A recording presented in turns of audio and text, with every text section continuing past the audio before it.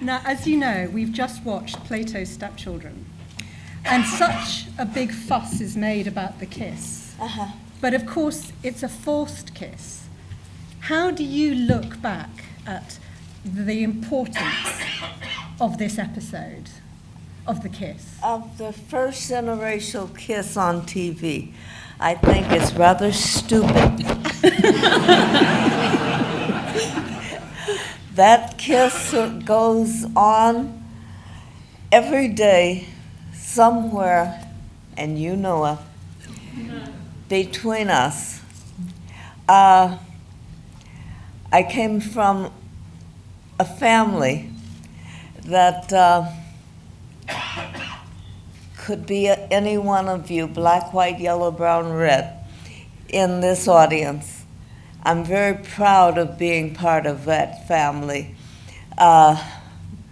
They expected a great deal from me, and in turn, I expected a great deal from me, always, for humanity, for who we are, what we do, and how we do it. It doesn't matter whether we're black, white, yellow, brown, or red. Are there any other colors? Well, they're green-blooded, obviously. Yeah.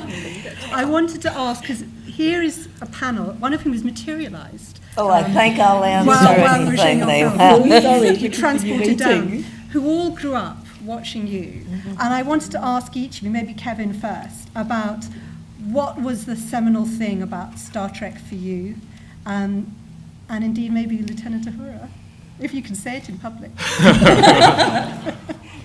Look, I mean, you know, I grew up in the 70s watching this, I think, on reruns, and I just assumed this is the way the world was outside my house, you know, that it was, you know, us going together as this big multicultural team, exploring the world and the universe, you know, in peace and harmony, and sort of, you know, fending off evil wherever it was. And so to sort of 5-10-year-old me, this was the model of the way I thought things were. And I had no idea that it was about as far from the 1960s world that, you know, had been before it as you could imagine. So for me, it was that vision, and it was the thing that, you know, you were allowed to believe in, you know, as a small child, which was really important, and, you know, made me feel like anything might be possible. Maggie, what about you? Yeah. So for me, it was quite similar. I sort of saw Star Trek, and I saw that as a reality. And it wasn't until my sister was telling me about segregation and things like that, and I was sort of, what? I couldn't believe it. And so then Star Trek became the ideal, the something we should be aiming for. The idea of the planet united. But also, I think space gives you that. Because when you're up in space, and as a space scientist, we take images of space all the time, images of our own planet. And when you look back at our planet, you don't see the borders, you don't see the divisions. And when you look at in space, I mean, recently we've been finding exoplanets, planets out there. We're finding billions of them. And when you see people on Earth arguing, it's like bacteria arguing over food. It's ridiculous. We find ways of dividing us, and Star Trek showed us that we can be one. And so I think that's the ideal, and that's what we're still we're not there yet. Absolutely. But sometimes we're getting closer. Thomasina, what about you? Well, it's very similar. I actually didn't watch it on rerun. I watched it for the first time when I was 11, and I grew up in Glasgow, in a dead dodgy bit of Glasgow. So there, it didn't really matter what colour you were, red, white, black, green, blue, purple with stripes. You were either Scottish or you weren't. That was it. And so for me, to Star Trek, and particularly the character of Uhura, was a total wonderful ideal. It was an amazing escapism where there were a group of people who were all together, and particularly to have a woman like Uhura who was there. Basically, nothing could have happened without her sorting out the communications, which is what we all do. If we don't communicate, there is nothing. And so there was this extraordinary character of Uhura who was in charge of helping everybody communicate. And I just thought, that's fabulous, that's what I'm going to do. Can I say, that as growing up, the reason I became a space scientist is because I wanted to become you and actually sort of be the communicator on an interstellar spaceship. I am honored. Do you have a favourite episode, if I may ask? Yes. My most favorite, was any time Uhura got to get off the bridge. True. Emma's. Because one of the things I really feel watching Star Trek back now is how you have this impact that's in a way bigger than the lines they gave you or the scenes they gave you. You were obviously very conscious of being left on the bridge in some of the later episodes. Yeah. And what was going on? Was there a decision that we don't want Uhura going down on the planet? How did it? Oh, no. It turned out that Uhura is the communications officer, the head communications officer. She had to be there, and which made her very, very important, because she was there with the last word. And whatever went on the planet, she was first aware of it and communicating it to the powers that be, to them. So it was very, very important. It's very important that you know that about her, because that's who she was. And she carried on. It wouldn't have been anything without Uhura, because she had the last word. She knew what everybody needed, and when they needed, they came to who? Uhura. Absolutely. Communications officer. Do you have, sorry, I didn't mean to interrupt you, but do you have favourite Uhura episodes, or indeed favourite episode? I've definitely got favourite episodes. I think my favourite Lieutenant Uhura episode is probably Mirror Mirror. So you don't just get off the bridge in that one; you get into an alternative universe, I think. And you get to slap Sue. You get to see the proper feistiness of Lieutenant Uhura there. So it's a great episode that, and really loved it. So that's my favourite of all the ones in which has Uhura central in it. And I think another favourite of mine from the original series was Space Seed as well, which I rewatched with my children. Well, they watched it for the first time, and then we watched Wrath of Khan afterwards. So. Excellent choice, Kevin. I think the audience approves. And Thomasina, you have a favourite Uhura episode and a favourite separate episode?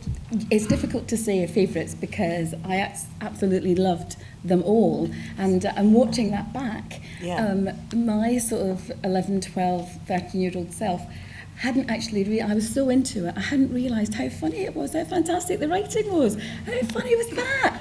And also, what I loved about the series as a whole anyway, and Uhura's character particularly, is that it was really inclusive. In that episode there, Kat makes this speech about, it doesn't matter about your size or ethnicity or anything else.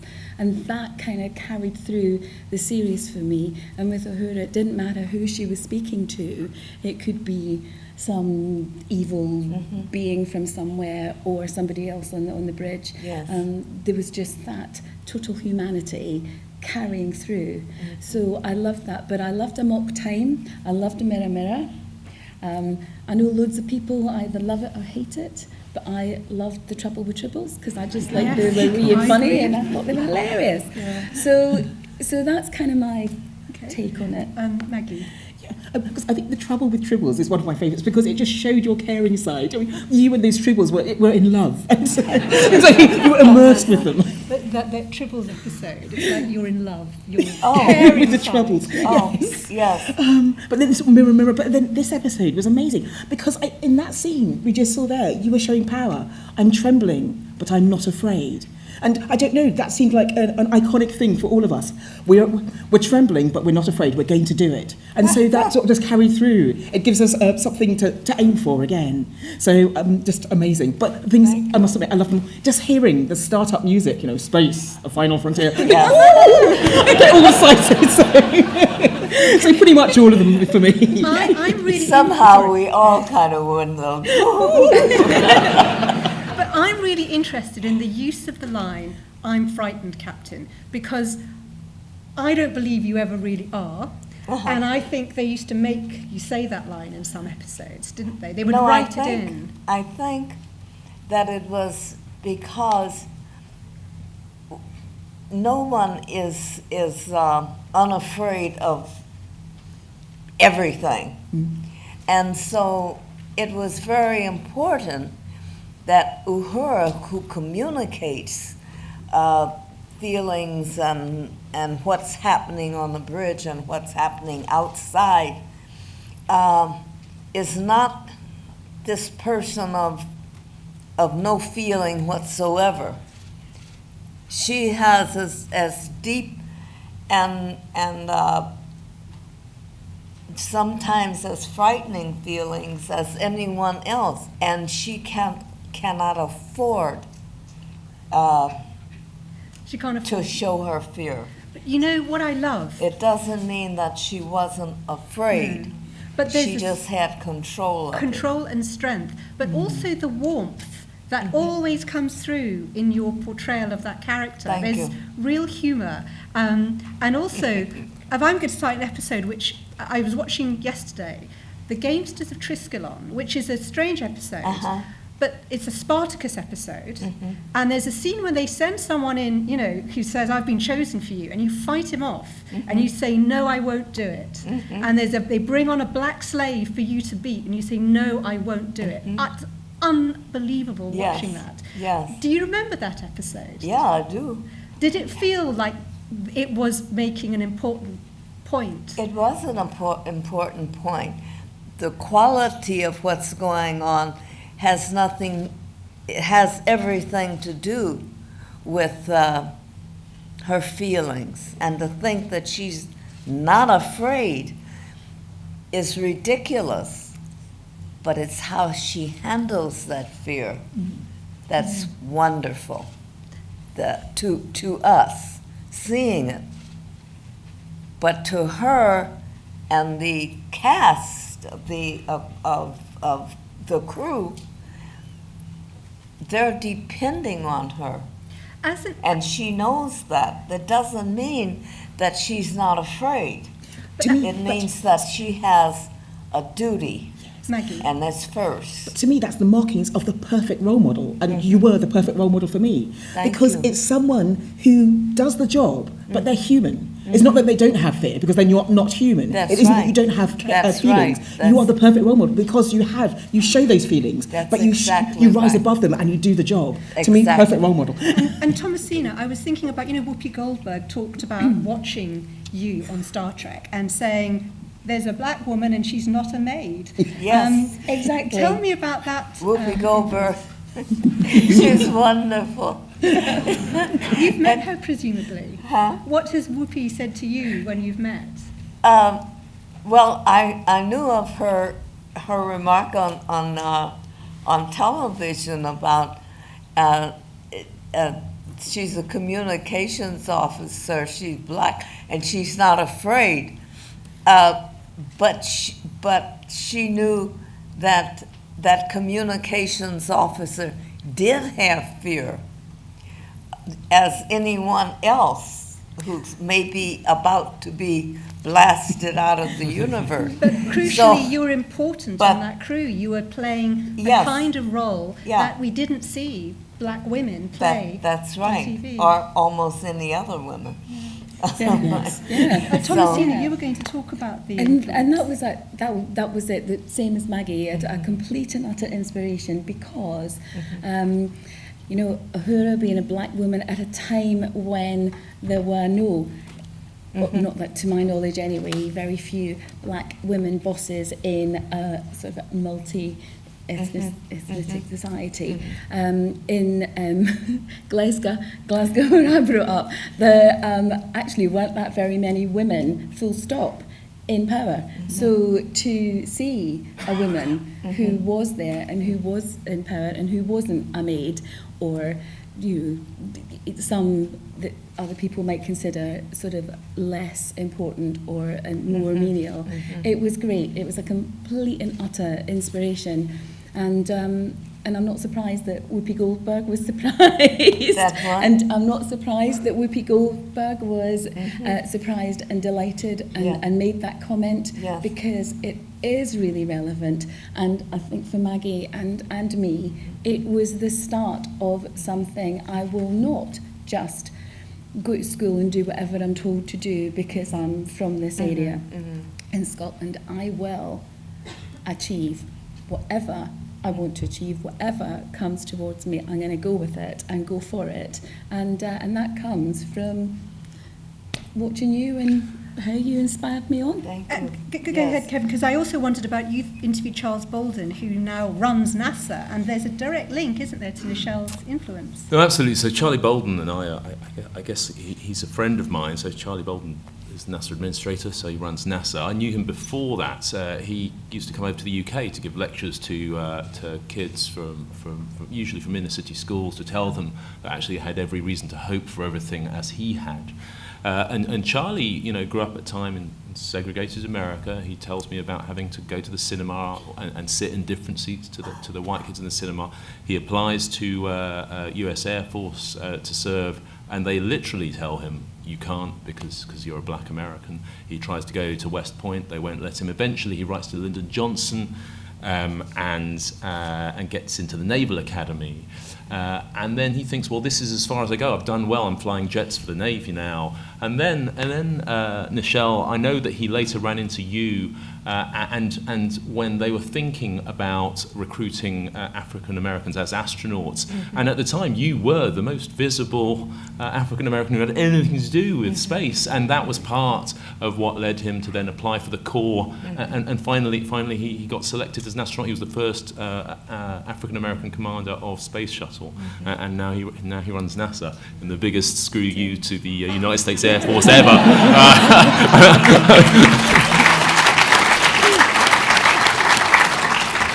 How did you come to join NASA? Did they approach you? NASA? Did NASA ask you to work for them? Oh, absolutely.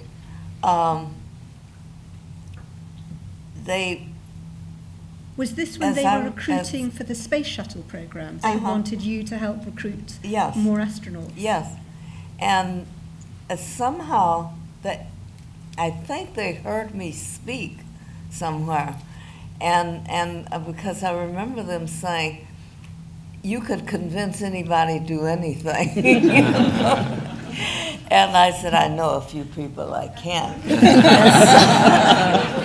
They're in my family. But I appreciated the opportunity to play that role, to be that person, to reflect that kind of strength that many people don't know. Women have it innately, because we're the mother of all children, of all, and don't have the freedom to show fear. It doesn't mean that we're not afraid. It simply means that fear has to take a seat, and so because you have a duty to your children. So all children, everyone is a woman's child.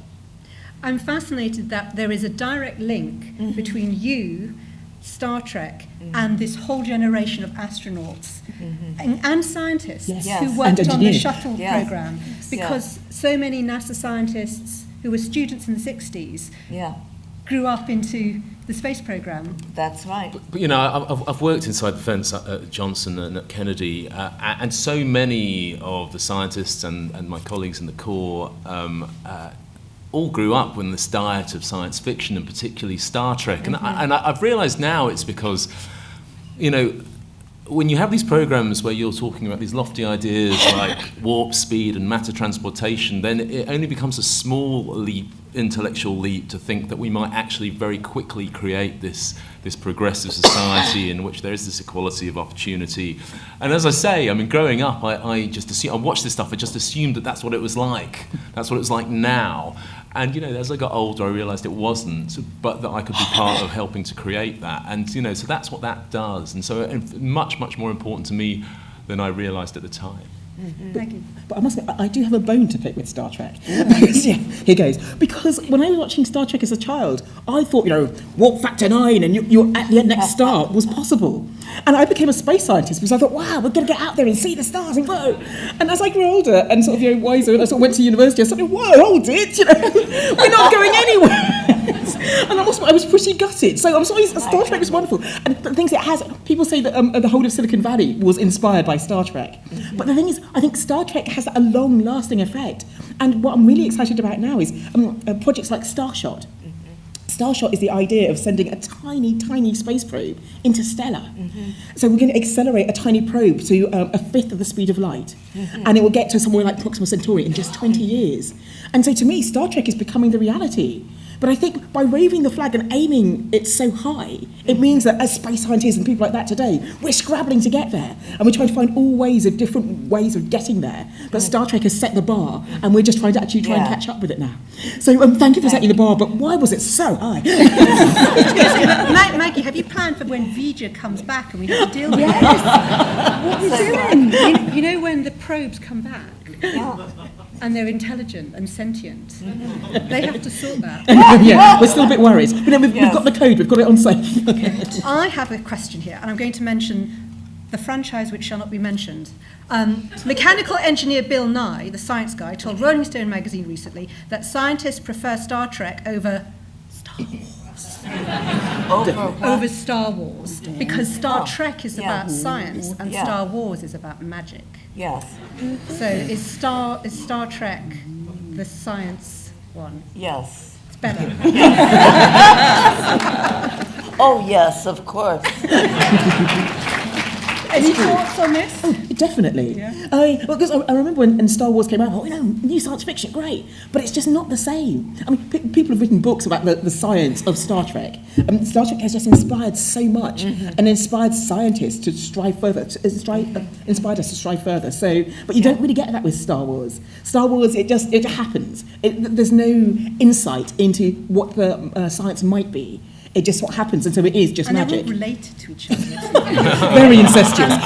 But also, I thought, even watching this episode, which isn't particularly about the science, the Plato Stepchildren, the ethics in it, the issues about what humans might do with power, is the theme that keeps coming back. And I wondered, Thomasina, your thoughts about how Star Trek dealt with bigger ethical issues as well as science. Well, at the time when I was watching it for the first time, I probably wasn't able to verbalise those thoughts and that understanding immediately. As the years have gone on, I've realised exactly how groundbreaking it was in every possible way. Give an example. Well, the one that we've just watched. I mean, when Alexander says, you know, are the people like me, and straight away we could have thought, oh, he means a little person or a dwarf.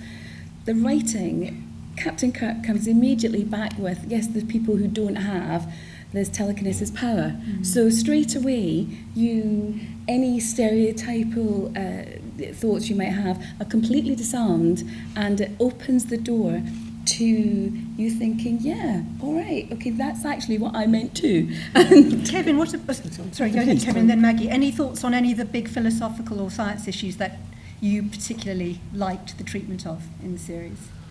Gosh, I mean, I've just started to rewatch them, and it is exactly as you say, that you watch them as a kid on the sofa in the 70s, and it's entertainment, and then you rewatch them for what they are, which is like they are these morality plays, aren't they? And they do take on these huge issues. Well, and when you take said Space Seed, which you talked about rewatching, which is about humans who are genetically modified. yeah, but it does the whole thing, And feel doesn't it? superior. It does eugenics. It does, and the whole.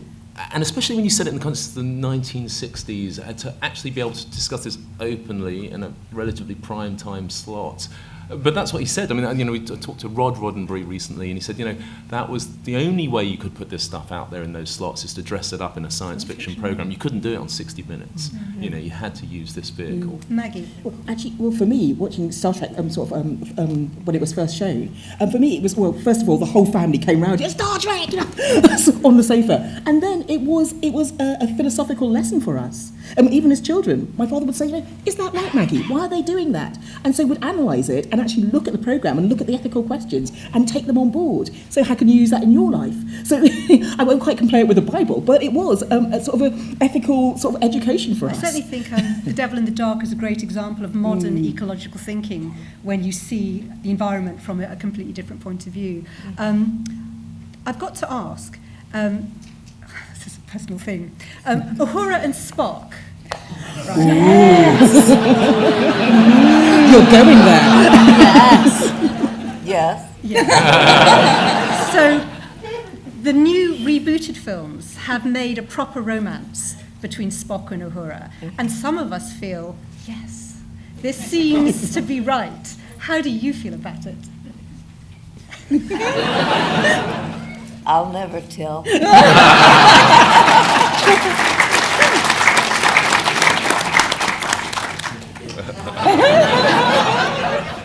Can we talk about some of the other characters? And in a sense, the romance question is interesting, because I was thinking, LeVar Burton, who played Geordie LaForge, has said in recent years, on The Next Generation, he was never given a romance.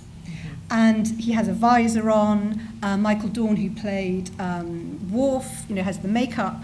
And I was quite interested in how actors of colour, despite the landmark presence of Lieutenant Uhura, in subsequent series of Star Trek, one questions, has there really been a breakthrough? What are your thoughts, Thomasina? Do you know what? I think I don't think it's so much that somebody is a person of colour who isn't getting a romance involved in that way.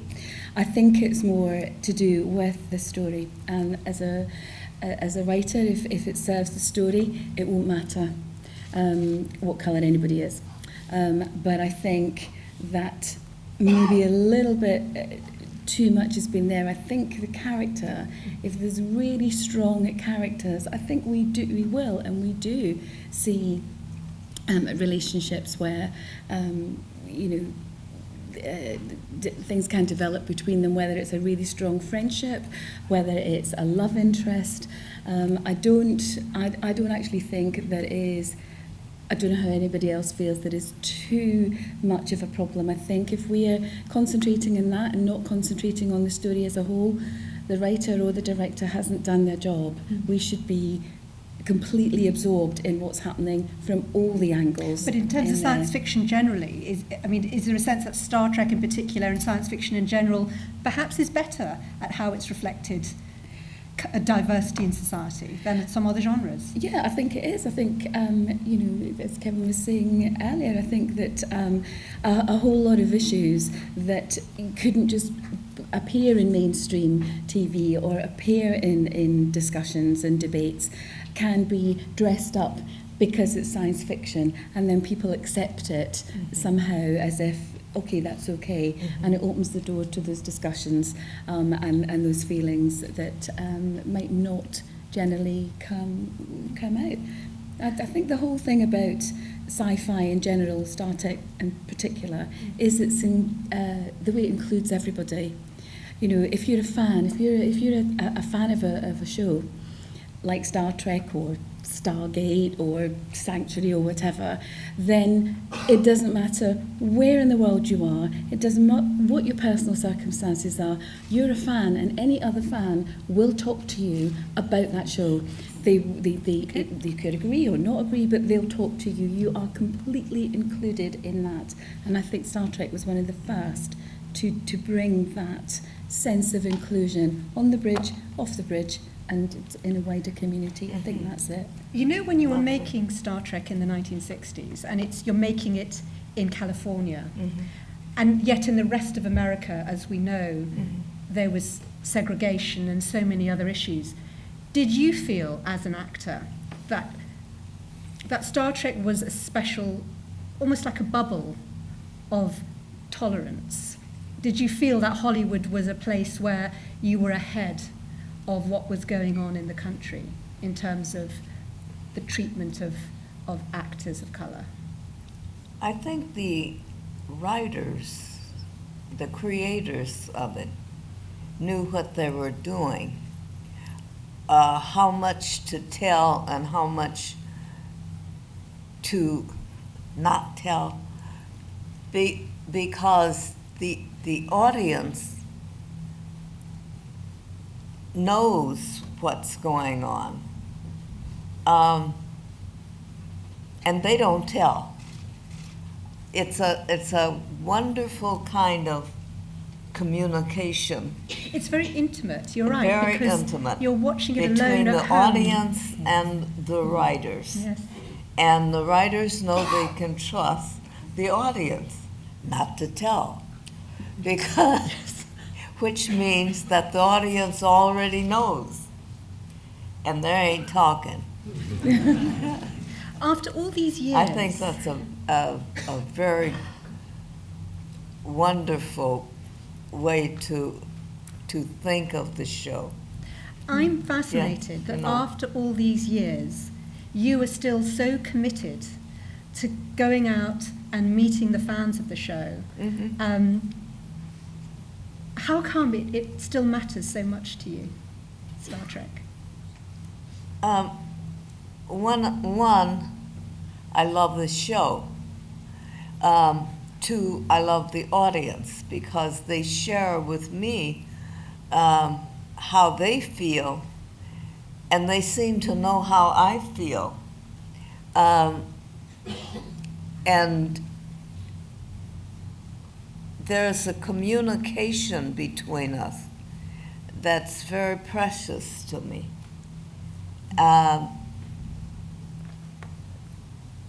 I feel I know the characters in the show, but I know the characters outside the show that are watching the show that are protective of it. They don't need to talk out of school, because we all know what we're talking about.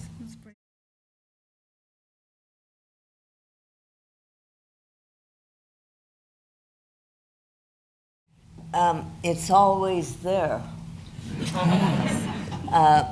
Truly. I love the show, and I love what Gene Roddenberry did. He loved the show. He really believed in the show and in the people, so he wrote people that he knew, and he wrote what he believed and put it into the show. And then the fact that it's so popular proves that he was right in how he approached it. But audiences still many times use Star Trek to communicate with one another. And so it makes it even more a reality. I love the show not only because I'm in it, but that's a very key point, but because I'm in something that I can believe in and appreciate what is being said through my mouth. What I came to realize I believe in too.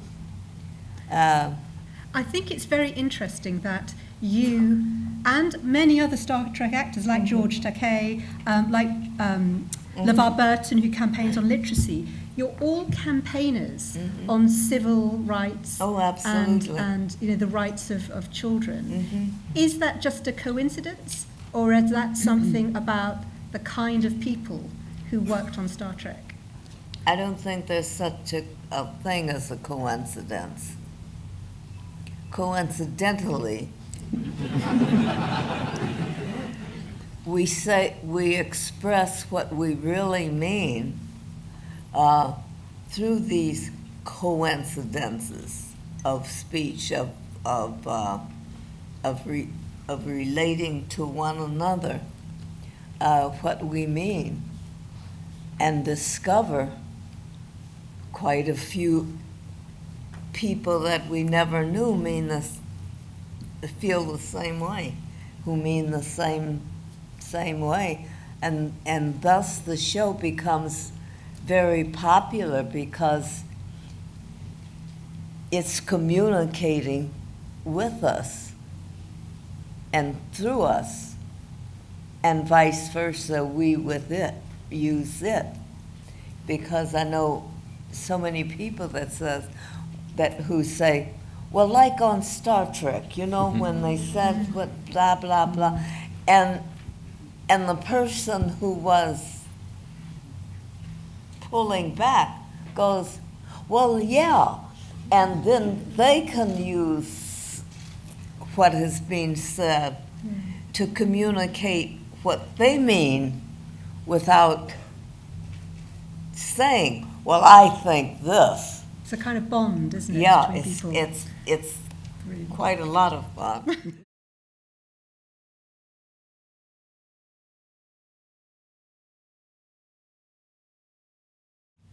Take it.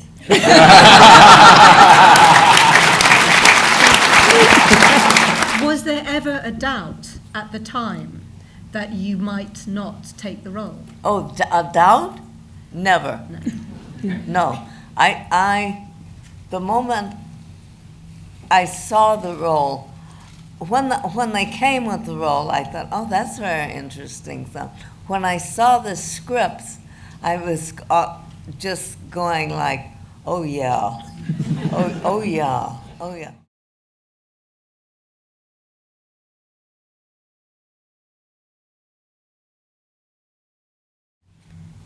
So many people. People in my family, people that I knew, people on the street who recognized me and came up to say how they felt about the character or the show. You know how Martin Luther King met you when you were thinking of leaving the show and convinced you to stay. I wonder how you look back on that as an influence, because as an actor, you wanted to leave because maybe the lines weren't so good, your part was smaller. No, why did you want to leave at all? I wanted to do some other things. I had offers in other things, and I was going to leave the show to do something different, and discovered there wasn't anything more different than what I was doing right where I was. I wondered if the rest of our panel had any final thoughts, given that we are here with Nichelle Nichols, and I think we should use the opportunity. Is there anything that any of you would like to ask or would like to say about Star Trek? Gosh. I'll start by just saying I interviewed Nichelle Nichols in the basement of Forbidden Planet 20 years ago for BBC News with Marina Sirtis, who played Deanna Troi. And what was very interesting was how women in roles in Star Trek have this huge impact, and yet are always still fighting a battle in terms of pay on the show, costumes on the show, getting lines on the show. And I found that really honest and insightful. So that's my memory. Kevin, what about for you? I guess if I was going to ask you anything, I'd ask you, given how things were in the mid-1960s when Star Trek first aired, are you happy with how much progress we've made in society since then? Are you happy with Are you happy with how far we've come as a society since Star Trek was first on TV? Yes, absolutely. And to have been part of that. Kevin's question was, Star Trek imagined a future of equality. Yes. Where do you think we are now? Are we as far Is advanced, that what you're asking? yeah, as we should be? Well, I think we're as far as we should be as according to how we think. And I'm not being funny.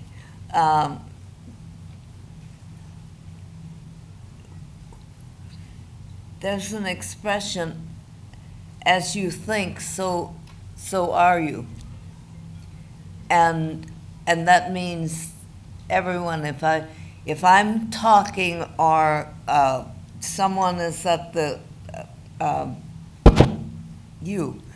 talking to you, talking about something far out, we go there with them. Whether we go there and say, no, then you bring it back and deny it. Or you go out there with them and go, yeah, I see.